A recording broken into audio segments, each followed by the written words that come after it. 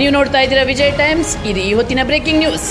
ಸಿಕ್ಕಿಂನಲ್ಲಿ ಭೂಕಂಪನ. ಇಂದು ಬೆಳಿಗ್ಗೆ 7 ಗಂಟೆಗೆ ಸಂಭವಿಸಿದ ಭೂಕಂಪನ. ರಿಕ್ಟರ್ ಮಾಪನದಲ್ಲಿ 4.4 ತೀವ್ರತೆ ದಾಖಲು. ಭೂಕಂಪದಿಂದ ಬೆಚ್ಚಿ ಬಿದ್ದ ಜನತೆ. ಭೂಕಂಪದ ಸುದ್ದಿಯಿಂದ ಬೆರಗಾಗಿರುವ ದೇಶವಾಸಿಗಳು. ಕಂಪನದ ಕೇಂದ್ರ ಬಿಂದು ಭೂಮಿಯಿಂದ 10 ಕಿಲೋಮೀಟರ್ ಆಳದಲ್ಲಿದೆ ಎಂದು ವರದಿ. ದೇಶದ ಹಲವೆಡೆ ಕಂಪಿಸಿದ ಭೂಮಿ. ಅದೃಷ್ಟವಶಾತ್ ಯಾವುದೇ ಪ್ರಾಣಹಾನಿ ಸಂಭವಿಸಿಲ್ಲ. ಸಿಕ್ಕಿಂನಲ್ಲಿ ಭೂಕಂಪನ. ಇಂದು ಬೆಳಿಗ್ಗೆ 7 ಗಂಟೆಗೆ ಸಂಭವಿಸಿದ ಭೂಕಂಪನ.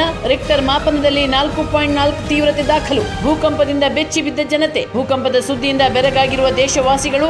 ಕಂಪನದ ಕೇಂದ್ರ ಬಿಂದು ಭೂಮಿಯಿಂದ 10 ಕಿಲೋಮೀಟರ್ ಆಳದಲ್ಲಿದೆ ಎಂದು ವರದಿ. ದೇಶದ ಹಲವೆಡೆ ಕಂಪಿಸಿದ ಭೂಮಿ. ಅದೃಷ್ಟವಶಾತ್ ಯಾವುದೇ ಪ್ರಾಣಹಾನಿ ಸಂಭವಿಸಿಲ್ಲ. ಸಿಕ್ಕಿಂನಲ್ಲಿ ಭೂಕಂಪನ. ಇಂದು ಬೆಳಿಗ್ಗೆ 7 ಗಂಟೆಗೆ ಸಂಭವಿಸಿದ ಭೂಕಂಪನ.